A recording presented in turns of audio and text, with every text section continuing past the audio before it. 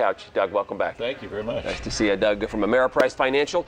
We ended up Friday up a little, but we ended up the week up handsomely, didn't we? Hitting multi-year highs last week on hopes that the Fed is going later on Thursday is going to be announcing a new round of easing, which basically means they're going to keep rates low and throw some more money out into the it's interesting. Yeah. I know the business world likes that, and there's plenty of people who think that's a terrible thing to do for our economy ultimately. And we'll have to wait and see what happens Thursday. Absolutely, and we have to wait and see what happens in November.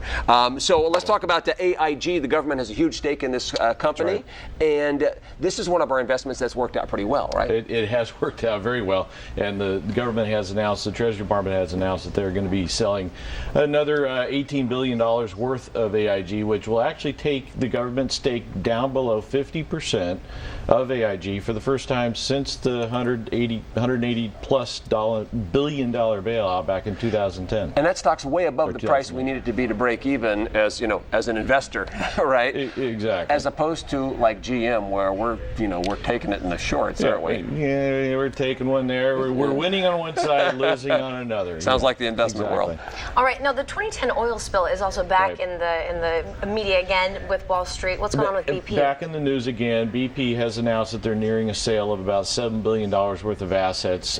They had earmarked about $36 billion, $36 to $38 billion worth of assets that they wanted to set aside to help pay off the all of the loss and what have you for the 2010 oil spill at the Gulf.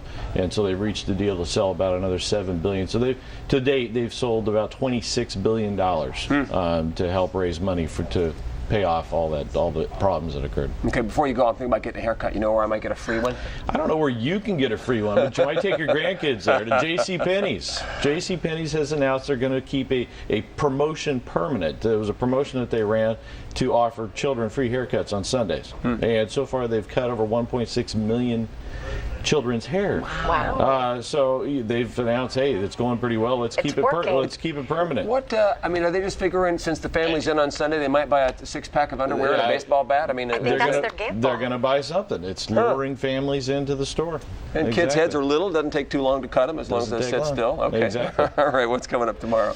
Well, tomorrow it's pretty light tomorrow and Wednesday. All eyes will be on the Fed Thursday, as well as a big meeting, a big vote actually over in Germany. The Germans are going to be voting on this, how they feel about the whole European bailout program. Sure, they're talking tough right now. They're talking pretty tough, so all eyes will be on them on Thursday. Okay, great, Doug. Thanks. Nice to have you back. If you have any questions for Doug Emmett, send an email. The address is money@fox40.com. If you want to work with him at Ameriprise Financial, you see his phone number there on the screen. And now here's Sheldon Orvis in the Atlanta Sereno.